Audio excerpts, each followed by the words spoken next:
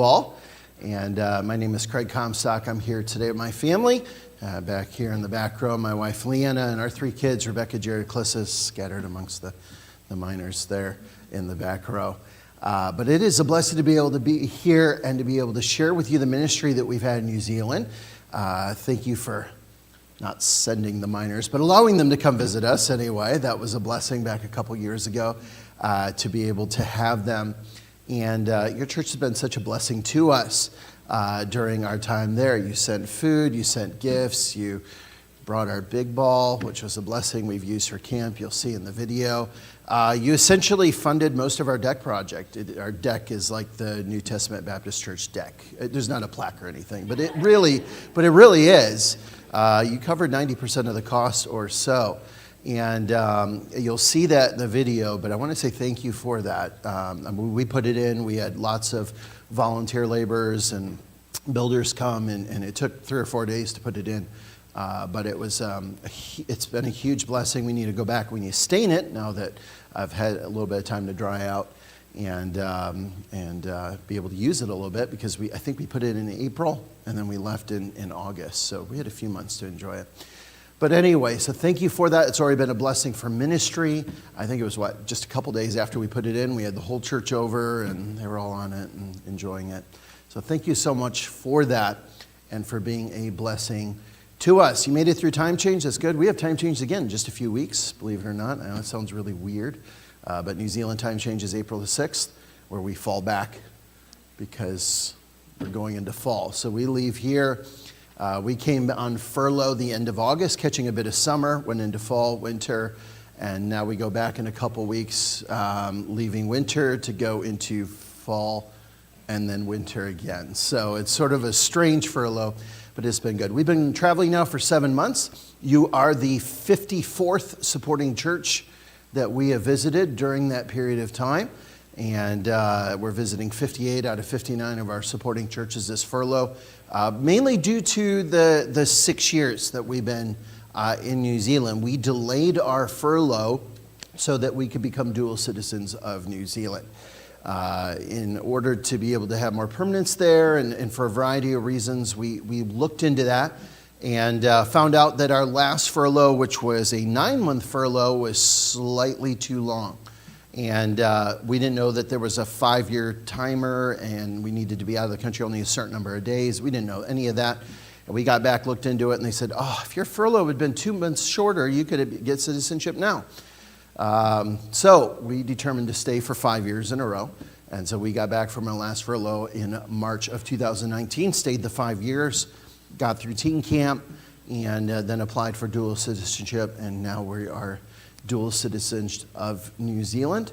And that gives us a lot more ease of travel, more permanence in the country, really a better connection with the people there, and also gives our kids more options as far as staying and living there, being both New Zealand and U.S. citizens. Having New Zealand and U.S. passports gives them a lot more flexibility for travel and for whatever the Lord has for them in their lives. So that's been a blessing as well. But that is why it's been 6 years instead of a normal, more like 4 or 5 year gap between visits. But thank you so much for being such a blessing to us, in particular in so many different ways over the last several years. At this time, we'll show the video. It is a 12-minute video. It very thoroughly shares the ministry that we've had over the last 6 years there in the country. Doesn't share a lot about the country. So just as a little bit of background about the country, New Zealand is an island nation about 1,200 miles southeast of Australia, and it is a land of about 5 million people, made up of basically 2 main islands. And New Zealand is a very post-Christian country, very secular. In the last census a few years ago, 55% of people claimed to be non-religious. They claim no religion whatsoever. And of those that do claim to be religious, those that go to church don't go to good churches, or the churches that would preach the gospel, most of them. And honestly, the average individual just hasn't gone to church in many years or has never gone, even though they might consider themselves to be religious.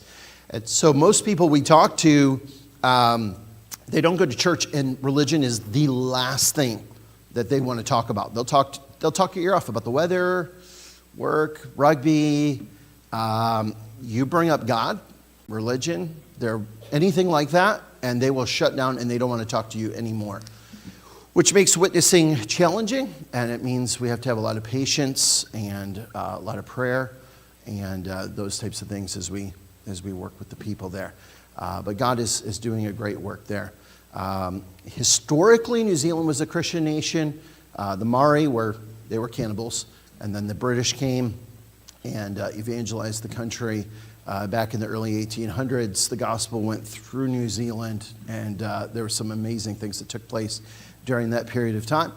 And by the end of the 1800s, there were good churches there.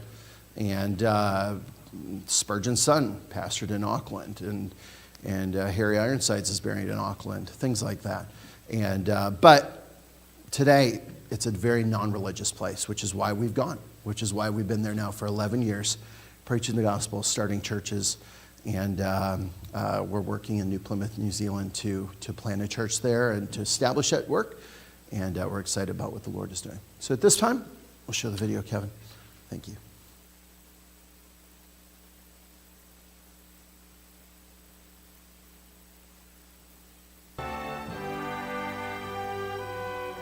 We are the Comstock family, missionary church planters to New Zealand. God called our family to New Zealand, and after 5 years of deputation, we set foot in New Zealand in 2014. We began our ministry at Rotorua Bible Baptist Church with Garth and Annette Piper. This existing church sponsored us into the country, and we were excited as this established church grew to no longer need missionary leadership and fully support their pastor that they called. After they called their pastor, the Pipers and our family moved down to New Plymouth to continue working together to plant a church. After a couple weeks, we were able to officially start Lighthouse Independent Baptist Church on December 27, 2015. We started in the Pipers' home, but after a couple of months, the Lord gave us a building to rent in town. We were in this building until we were bursting at the seams. The Lord then gave us a school hall to meet in, and we have a large space now in which God can grow this church. We are praying that God will supply this church with a national pastor, and in the meantime, we are witnessing, doing outreach, discipleship, and helping this church to be a lighthouse to the community. It has been a blessing to see many of our youth here grow from their teens into adult life, and now some are married and starting their own families. Some may remember Caitlin, who traveled with us for 2 months on our last furlough. That trip was a turning point for her and an encouragement in her walk with God as she saw many young people serving the Lord. After her trip, she earned her 2-year certificate from the New Zealand Baptist Bible Training Program. She is currently training to be a nurse, and she is shining her light brightly in her workplace. Through her and her mom Karen's witness, they saw Regan, Bree, and Flynn all come to Christ and become part of our church family. She is getting married to another former student, Linwell, in November of 2024, and they will be helping with a church plant in Matamata. Please pray for Caitlin. Hello everyone, my name is Linwell. And I'm Caitlin. We have learned a lot about the Lord through the Comstock's ministry here in New Zealand. This November we will be helping start a church at a place called Matamata, and we would very much appreciate your prayers and as we begin this ministry. Yeah, as John 15:5 says, without him we can do nothing. So really appreciate your prayer both for the labourers, that we do it in the Lord's strength, and that God will prepare the hearts of the people there in Matamata. Thank you so much. Thank you. We have also mentioned Anthony in prayer letters. He feels the Lord has called him into the ministry. So Garth and I have been continuing to train him since he finished his 2-year certificate for NZBBTP. I have been trying to do a weekly Bible study with him, and Garth and I both help him as he is learning to preach and develop sermons. Anthony is currently working a secular job and is desirous to see his workmates come to know the Lord. Please pray for Anthony. Hello, I'm Anthony. I'd just like to say thank you so much for giving yourselves to the Lord so He can use you, and then letting Him use you to support the Comstocks. The Lord's really using them mightily over here, and they've been a very big blessing to me personally and to my family and also to our church as well. Pastor Craig personally discipled me with much of what I know. And I believe the Lord's been working in my heart, and He's called me to ministry one day, possibly to be a pastor. So I'd appreciate prayer regarding that, if you have time for that. And also, please, regarding New Zealand, we desperately need prayer. New Zealand is a dark place spiritually now. We desperately need labourers. So please pray that God would send forth labourers. Thank you. Jessica is also a name that we have mentioned. She has been growing in the Lord greatly and had the desire to read through her entire Bible. In response, Leanna and Jess have been doing a weekly Bible study, walking through the Bible.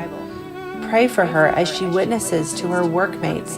The Lord used her, Craig, the NZBBTP students, and preaching to help a workmate named Jared to see his need of a Savior.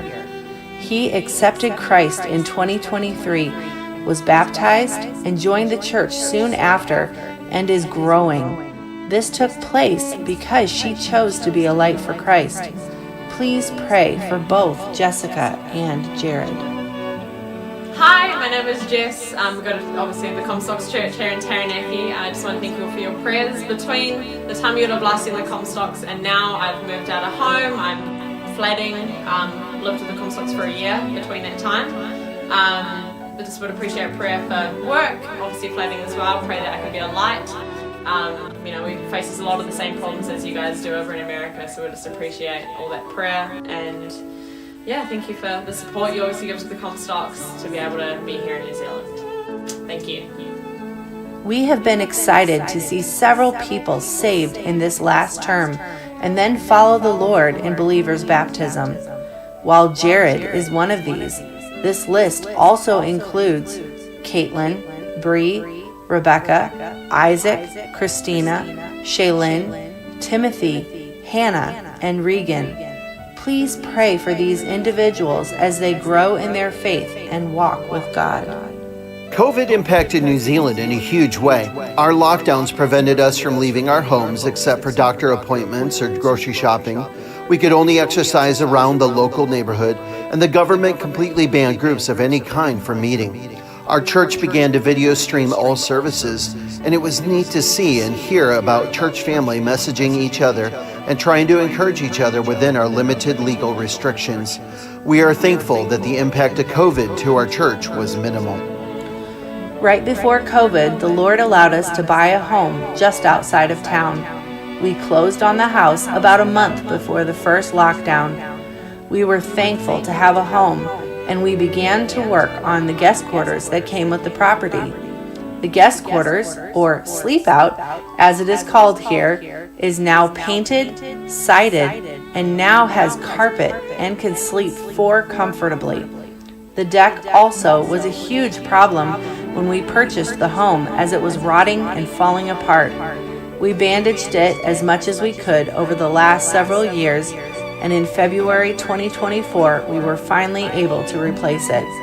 We are so thankful to have a home we can use to be hospitable, as well as facilitate many activities for our church, students, and ministries. Thank you to each church that helped to give towards these projects. Leanna and Lynette Piper work together to reach out to the ladies of our church. They have run ladies' Bible studies and ladies' luncheons, visit with the ladies, and are a listening ear as well. Please pray for our ladies. Several have unsaved husbands and are desirous to see God save them and make their families into godly beacons to the world. Leanna has also started a choir to introduce more hymns to our church family. We have been taking lesser-known hymns in the hymnal and learning them. We then can incorporate these songs into our singing as a church family. Lynette teaches the kids' Sunday school class unless she is away, and she and Leanna are trying to help train and support younger teachers as they learn to share God's Word with the children. Craig and Garth also work together preaching the Word to the church, discipling the men and the whole church, reaching out into our community, and participating in other ministry opportunities. They both enjoy teaching in the New Zealand Baptist Bible Training Program. Between them, during the 2-year program, our church hosts the students for about 18 weeks of classes. Please pray for these students. They can attend for a 1 or 2 year certificate, and they take what they learn to serve the Lord better in their local churches. Some students are training for full-time Christian service. Our children plan on participating in this program for at least 1 year once they graduate from high school. Our children have been a huge blessing in the ministry as well. Rebecca is now proficient enough in piano that she has been playing for all congregational singing. Jared and Calissa both support her by playing an offertory about once or twice a month.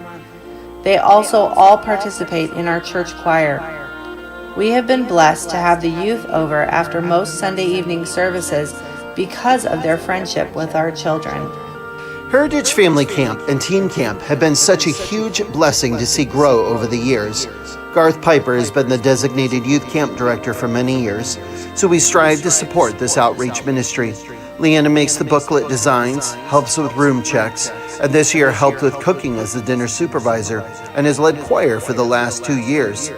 Craig is Garth's gopher in trying to help in any way that he can. All the pastors pitch in while at camp. There are lots of details to plan for camp.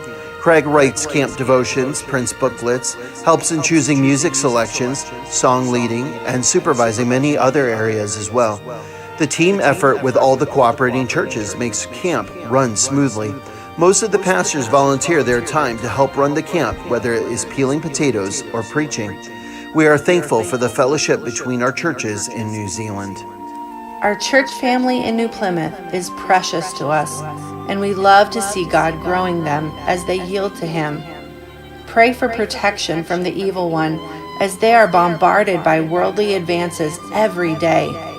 Pray for unity as there are those who would try to divide this assembly. Pray for opportunities for each of us to share the great redeeming work of Jesus Christ in our lives with the lost that surround us. New Zealand is getting darker. There have been some awful laws made in the last several years that mock God's holy name and desire to erase Him fully from the culture. The people in our church in New Plymouth, New Zealand, are trying to be a light in this dark world. Please pray for them. In our next term, we are praying that God will raise up a national pastor to take over this work so that our team can be a light and see God work in another part of His harvest. There are still so many towns and cities here in New Zealand with no gospel witness. Please pray for us as we minister and help this church to become Indigenous. We became dual citizens of New Zealand and the United States in July 2024 so that we can have a more permanent position in this country where God has called us to minister. Thank you for being a vital part of our ministry team. Without your prayers and support, we could not do this ministry here in New Zealand. Whether praying for our health, family, church family, or travels, your prayers connect you to us. Whether helping with a project or just helping us to live here on the field, your financial help connects you with our ministry. We are an extension of your church. We would love to have you come visit and see the work firsthand and participate with us. You are touching real lives.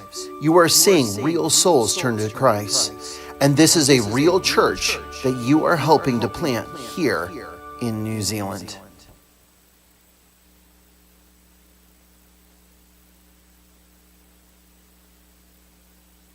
We've had for the past 6 years there in New Zealand, a little bit of overview of the years before that as well. And it's exciting to be able to show you that, and because we're excited about it as well. I don't know, actually the miners, you were in one photo. As I was watching, you noted that outdoor service where Kevin preached. I was thinking you weren't in it, and I was watching, I was like, nope, there they are. Anyway, you had to be watched to be able to see it. But there you were able to see the deck as well. So again, thank you so much for providing that for us. And one of my first projects when I get back is we need to stain that deck. So that'll be one of the things we'll be doing in the probably the next month or so, or maybe right after camp once we get there. So how can you be praying for us? So that's one of the things I want you to be thinking about. How can you be praying for our family? Well, there's a number of different ways you can be praying for our family, for our ministry. Right now, be praying for our travels. We have been to, you're the 54th church that we visited. That's not a ranking system. That's just the order that you happen to fall. 54 out of 58. So we have a few more churches to visit. One this evening, and then next Sunday, and then we transition to sort of the Michigan area before we fly out in just over 2 weeks, which is hard to even think about now due to the months that we've been here on furlough. So pray for our travels, pray for safety on the roads, pray for the weather, pray for our truck. We're borrowing minor vehicles today, which is a huge blessing. But if you've been reading our prayer letters, our truck is dying.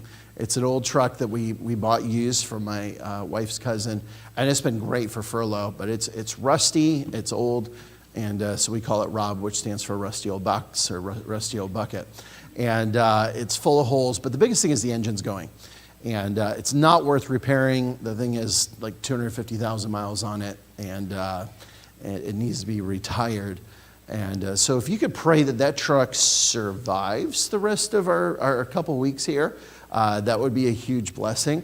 And then that we can get rid of it somehow, sell it to someone for a little bit, scrapyard, or actually your wife's husband might, or your cousin's husband might buy it, Leanna. So I'll tell you about it later. But anyway,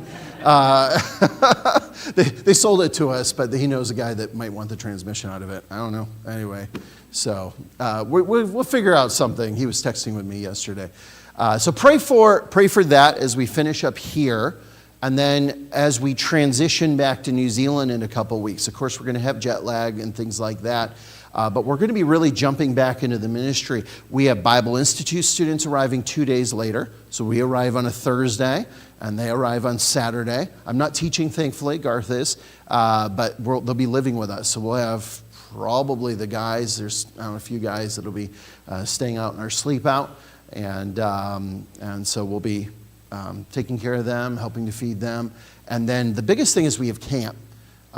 Camp is one of our biggest ministries that we're involved with there. Obviously, the church is our primary ministry, but the camp is a big ministry as well. And the Lord has used that in the years to do a great work in a lot of young people's lives, seeing young people change, grow, some called into ministry, some saved. Caitlin and Jess, both young ladies that were in the video, they were saved at camp. And last year we had over 100 campers, which is great because we were doing well until COVID, and then things dropped off some. We were more like 70, 80.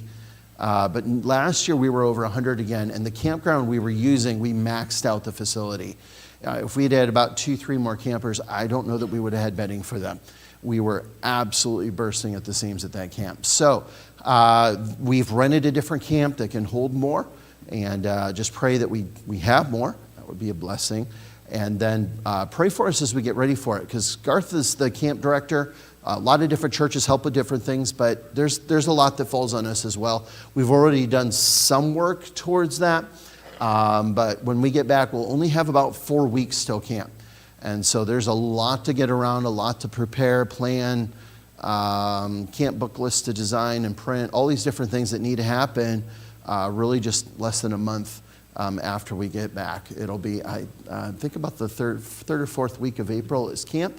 So pray for that ministry, pray for that opportunity. We are having, Jim Harrison, who was at Maranatha for a long time, is coming in our camp speaker this year. And he was the Piper's youth pastor or assistant pastor for many years when they were young. Anyway, so he'll be our camp speaker this year. We had Brent Svinsky last year. So pray for that ministry, because that'll be really almost as soon as we get back. Pray for our Bible Institute as well. As I said, the students will be arriving just after we get back. You might say, well, what do you mean by they're arriving? Our Bible Institute functions differently than many others in that it is completely mobile. The students have a 12-passenger van, and they travel to the church where they are being taught. So if I'm teaching a class or Garth, they'll come to New Plymouth. But if another pastor in another city is teaching a class and we have a schedule and they go off that schedule, they'll travel there, even down to the South Island. And if no one can drive, then they bus. And they'll be with us for a 1, 2, or 3 week block class. So we'll teach a single class 3, 4, 5, 6 hours a day. And as an example, I'll be teaching Major Prophets later on this year. That's a 2-week class. They'll travel down, and they're with us for those 2 weeks. I'll be teaching from probably about 8 till 1 or 2, and every single day. And they'll have quizzes, they'll have tests. Then when they're not in class or doing schoolwork, they'll help with different things, help people with projects, they'll help with ministry. They might do some outreach. On Sunday, the ladies that might take a kid Sunday school class, we might have one of the guys preach in the evening service. Trying to get them used to ministry, serving in the local churches. And by the time they finish a 1 or 2 year, it's a 1 or 2 year program, not only have they gained an education, more of an education, understanding of the Bible, they've also gained a lot of practical hands-on ministry skills as well. And seen a lot of different ministries as well around the country. They've been able to minister in churches in a big city like Auckland, or in much smaller places than even New Plymouth. And it gives them a very well-rounded view of ministry. And it's something that I love to teach. And I'm teaching 6 weeks this year. Garth's teaching a few weeks as well. He has a 2-week class, like I said, just right after we get back. So pray for that Bible Institute. That is a very important ministry to us. I think this year we have 5 or 6 students, something like that. A few returning from last year, and then a few new ones as well. Our kids plan to do at least a year when they're of age, when they finish school. Becca's done with school, and she'll turn 19 next month. She's going back, but we'll sort of miss the start of that school year, so she's going to jump in next year. And so the beginning of 2026, she'll start the Bible Institute and go from there. So pray for her as she goes back and tries to find some work and save and finish her piano teaching certification that she's working on as well. So pray for that ministry. Pray for the church plant in Metameta. You saw Caitlin. You didn't have the opportunity to meet her last furlough. She's been a blessing to our family over the years. She traveled with us on furlough and been a blessing to our church as well. And she married a guy who also was in our Bible Institute, and she got to know a little bit then through that and through many other things. And they were married in November. The church in Metameta was started in mid-November. And what's neat about this church plant is that it is being started by 2 different churches that at one time were planted by missionaries as well. I know your church supported the Rigneys a long time ago. I'm pretty confident of that because I remember them at the old building presenting one day that we were there. And anyway, so you supported the Rigneys. The Rigneys were in Hamilton, which is one of the churches that are starting it. So the McLeans, the Rigneys, the Pipers, they planted the church in Hamilton. And then soon after they started that church, the Rigneys then went over to Tauranga. And they started the church in Tauranga. And time passed, both those churches were planted. Both those churches called national pastors and now support those pastors. And now you have these 2 churches started by American missionaries who are indigenous churches now with national pastors who have come together to help start this church in Metameta. And that's thrilling to me because that's what I want to see. I'm happy to go there as a missionary starting churches. I want to do that. But to see the New Zealand churches doing that is a thrilling thing. That's sort of the goal. And there's an American missionary couple that were sponsored in through the church in Tauranga, the Swargas, and they are also helping with that. So Josh is the pastor of that church, and Lim is the assistant pastor up there. And so please pray for that. Pray for that work. And you go, I am not going to remember where Metameta is. What in the world is that name? Think Hobbiton, okay? Hobbiton is in Metameta, okay? So if you can't remember Metameta, just think of the church near Hobbiton, and you'll be all set in remembering that. So pray for those many different ministries that we have there. Pray for the church as it continues to grow, as we're involved in various outreach, discipleship.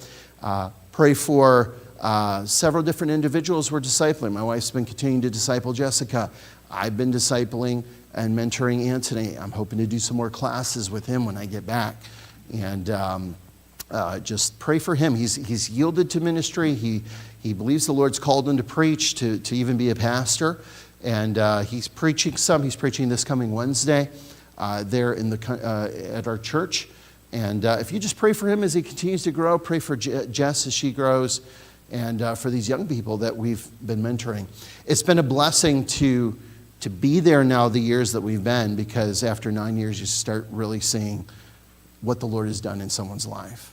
You've seen them go from being a teenager who got saved to now seeing what the Lord has planned for their life and what they're doing, and what God is doing there, and the changes that had been wrought in their life has been exciting. So anyway, we're excited about that. So just pray for those ministries, and if you are able to come visit, that'd be great. You're welcome to come. You don't just have to send the minors. You yourself can come visit as well, and that would be a blessing. I want to open it up to some questions. Do you have any questions that you have about the country or the ministries that we've had? Silence that, because that is not silence. Anything at all? Yes, ma'am. Do you get a lot of protesting in your area against organized religion? Not where we are.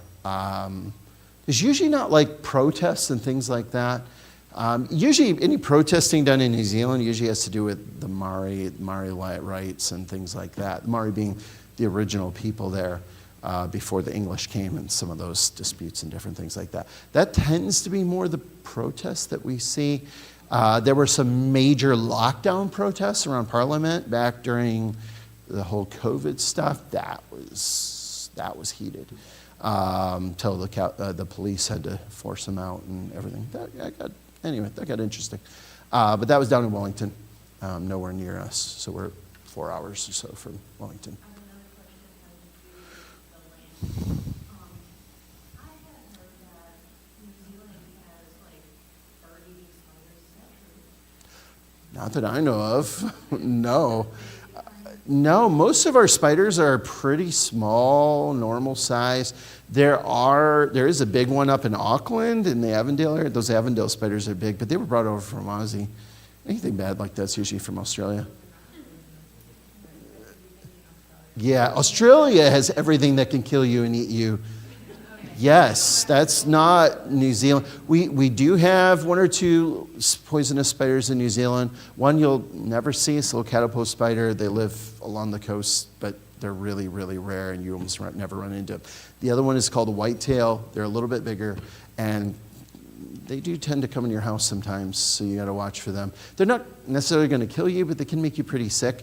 And but they're a spider that eats other spiders. So as long as you can keep your house de-spidered, then there's really not prey for them to come in. So, but we have had a few in the house, and we have to watch. Yeah.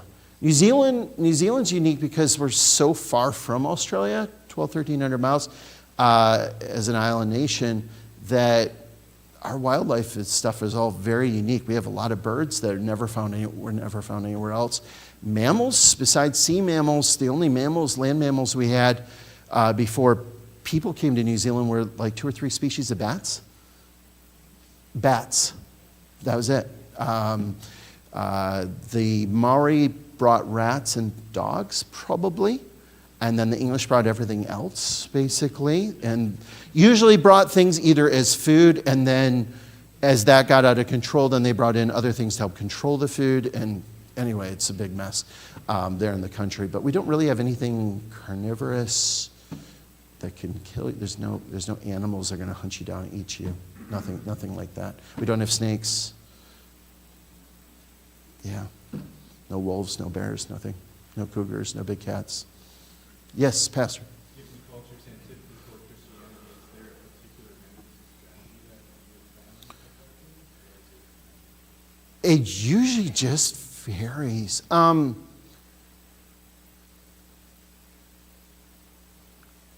It varies based on the individual and a lot of patients. we can do letterboxing, so to invite people out, we can put stuff in mailboxes. So don't do that here, it's bad. But you can there, it's legal. And so we'll invite people to church and put in flyers and tracts. That's proved some effectiveness. But usually just getting to know people on a one-on-one basis and building a relationship with them is the best way. Because otherwise, we're Americans, so we already look like foreigners. We sound more like foreigners to them. They're wondering why we're there in the first place. You're Americans, why are you here? Sometimes they think we're Canadian, but anyway. But basically, they're wondering why we're there anyway. So that's sort of a strike against us already, though now we can tell them we are Kiwi citizens, New Zealand citizens. We have used the exchange program. I don't know if you're familiar with the exchange program at all. It's an evangelistic program. That's what I did with Jared to help lead him to the Lord. Jared was already inquiring. He was already asking questions at work. Not my son Jared, by the way. The Jared I baptized in the video. He was at work and starting to ask his workmates about church and if there's any good churches that he could go to. I'm not sure exactly what provoked him to do that. That's very unusual. But he was asking, he was looking, and said, she goes to church, essentially. So he talked to Jessica about her church, and Jess invited him out. He came along, and over the course of 3 months, heard the gospel numerous times. Bible Institute students witnessed to him. Our young people witnessed to him. I witnessed. Lots of people witnessed to him during that period of time. I then started a 4-week Bible study with him, going through the gospel. And after the 3rd week, after I left, because they're very private people, he trusted Christ as Savior.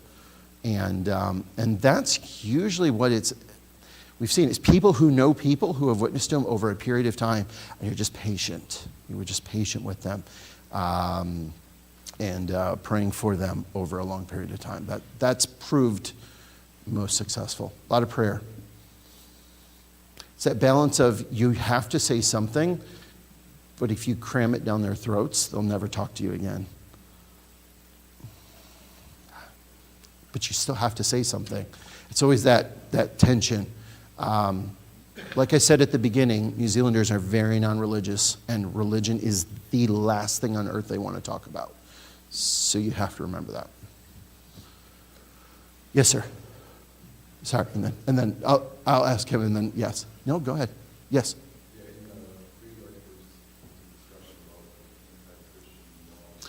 Yes, yeah. So with that, a few different things.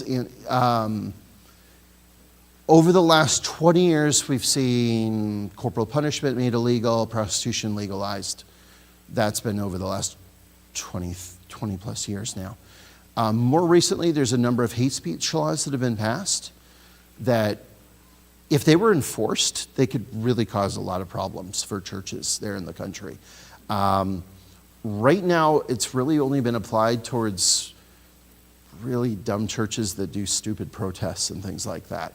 And like recently, there was a church, and they're in the headlines all the time, up in Auckland, and they did this huge protest and basically took over a library, protesting something there, and they had a lot of legal issues. So the laws, I think, have been more passed to deal with some of those types of things. We're just a small church. We stay pretty quiet. But if the government wanted to, that could be a big problem. And then probably the bigger thing that we are probably going to end up dealing with in the near future is legalized assisted suicide, euthanasia. So in the last about 3 years ago, the government passed a law legalizing euthanasia, assisted suicide. And when they passed it, they said, well, it's hard to get, and you have to go to the doctor and get this approval and that. They put a lot of, quote, safeguards, they're not safe, you know what I mean, around it to make it harder for people to access. It's still a horrible thing. But about the time we were starting furlough, there were politicians already starting to push for to take away some of those restrictions, to make it more accessible to the population and easier for people to get. And that's a scary thing. I mean, it's wrong on so many different levels. But we deal with a lot of people that have mental health issues, depression, Some people we've had to deal with New Plymouth have drug use issues in the past. They're trying to get out of that. And they have good days and they have bad days. And on a good day, they're doing great. And on a bad day, you don't want them to make a phone call that ends their life. And it's a sad, sad situation there in the country.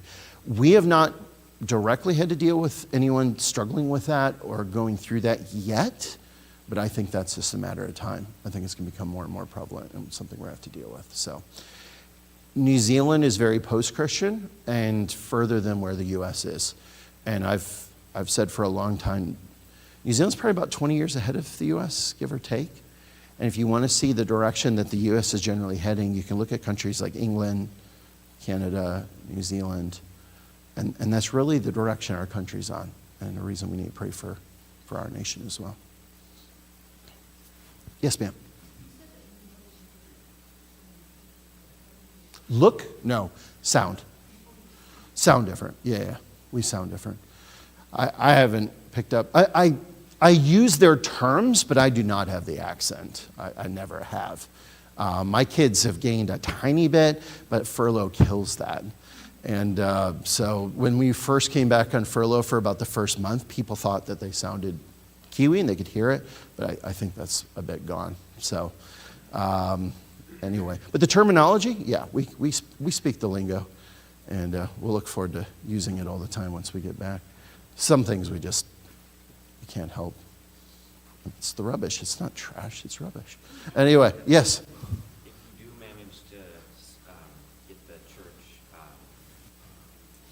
get a pastor from the Yes. from the community, what would you do after you got the church kind of grounded? Right. So, as a church planting missionary, my goal essentially is to work myself out of a job. I know this sounds really weird, but that is the plan. My goal isn't to run every ministry. My goal is not to do everything, because we want the people to do that. So slowly backing off ministries and allowing people to be able to do those ministries is our goal. And we've done to some success. So if we're able to find a pastor, could be Anthony down the road, could be someone else. That's a question that we have to look into when we get back. Then our plan would be to go somewhere else to start another church. As far as where, when we've talked to the Pipers about it, they've mentioned a town a couple hours north called Tiquiti, a possibility, or about an hour south of us is a town called Howrah, and sort of halfway between another good church that we know. It's about an hour away from where we live. But it'd probably mean moving and selling our house and those types of things. So we like our house, but our church people know that we are not there forever. Caitlin's mom in the video, you saw a picture of her briefly. There are many Wednesday nights when we're taking prayer requests for our prayer time, she will ask for prayer and we'll pray for the pastors of the church and the future pastor of the church, because she knows, our people know, and we've made it very clear that we're not there forever. That we're there to help the church start, but eventually there's going to be someone else. And that's something we wanted them to know, because we don't want them to look at us as planning to be there forever, because that is not our intent. So that's been very important. Because we saw that in Rotorua, which Rotorua had basically 2 different missionary pastors for 10 years each. So for about 20 years. And it was very unhealthy for that church. So anyway, good question though. Good question. Any other questions? Yes, sir. I love it. I love it. I love being a missionary at times, ministry, because I have to deal with people all the time. It can be stressful. But it's really fun to watch God work in their life and changing them. I get to live in another country. I live 6 minutes from the ocean. I mean, I'm from Michigan. That's amazing. And I have mountains near me. I can walk down my driveway and see the snow on the mountain in the winter, and I don't have to shovel a bit of it, because it does not snow where I live. So anyway, so in a few months it'll be winter in New Zealand, and it'll be cold, but I won't have snow. Do you like snow? Yeah, I do too, but I can drive to it though if I want to. But I love being a missionary. It is fun. The travel and deputation and furlough gets a little old, but that's okay. Any other questions? Yes, ma'am. Yes, all the time. Not necessarily ones we feel, but New Zealand has hundreds a year. But I don't know, a few times a year, Leanna, we'll have ones we feel. Usually probably 1, 2, 3, something like that, depends. And, you'll be sitting around or doing so. Usually if you're driving, you don't feel them, the small ones. You do, because the shocks in the car take care of it. You don't note it at all, depending on where you are. But a lot of times if you're sitting at home, you all of a sudden hear something, and then you feel a little bit of a jolt or a bang or a bit of a rumble, and you're like, oh, did you feel that? Then you're texting people, did you feel that? Yeah, it's a volcanic islands. So anytime you have that, you have earthquakes. There are big ones that happen, and they can be very bad. The Christchurch earthquake, the Kaikoura earthquakes that they had over the last 20 years have been really bad ones. And the Christchurch one, people died. So buildings collapsed. Yes?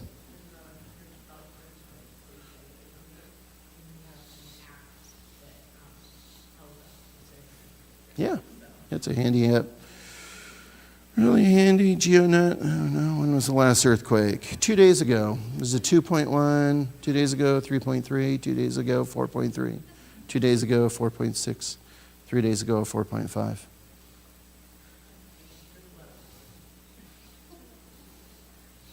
Yeah, it was a 4.7 4 days ago. I mean, that's how common earthquakes are.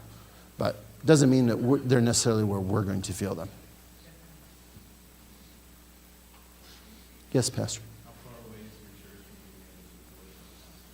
from Financially, I don't know, and that's technically a ways. But our church already has been putting money aside towards a pastor for a long time. There was consideration of supporting a missionary at one point, and I said I'm not opposed to that, but we need to support a pastor first. Now they don't support us, because our support comes from churches. But they already have been putting money aside towards a pastor so that it's in the budget and they're used to that. Now, would it actually fully support a pastor? No, it wouldn't. But they're used to that already. I think if there was an actual need, like supporting a pastor, more people would give than there are already. People tend to give to something they actually know that there's a need for. Our church is a bit divided on what to do about a building someday. There are people in our church that would love to have a building. A building would be very expensive. They're nice to have, obviously, but it would cost probably at least a couple $1 million in New Plymouth to have a building. And there are people that don't see a need for it at this point. The reality is our rent for using that school auditorium on Sundays is about $30 or $40 a week, US. So it's pretty cheap right now. So it allows us to save. So I think right now it's fine. Would it be nice to have our own place? Yes. Wednesdays we don't have anywhere to use. We meet in our homes, and that's fine. That's okay. We can have church at home. Yeah, right now we are saving towards that. There's money in the account. We'll see. We'll see. It is time. If you have more questions, please feel free to ask them out by our table. And again, thank you so much for being such a blessing to us, for staying in touch, for praying for us. We really appreciate that. Not all churches stay in touch. I don't even know all churches necessarily pray for us probably frequently. So we really appreciate the relationship that we have with your church. And thank you for being a blessing to us in so many different ways. You want me to pray and close? Hand it to you. Pastor, I'll hand it to you.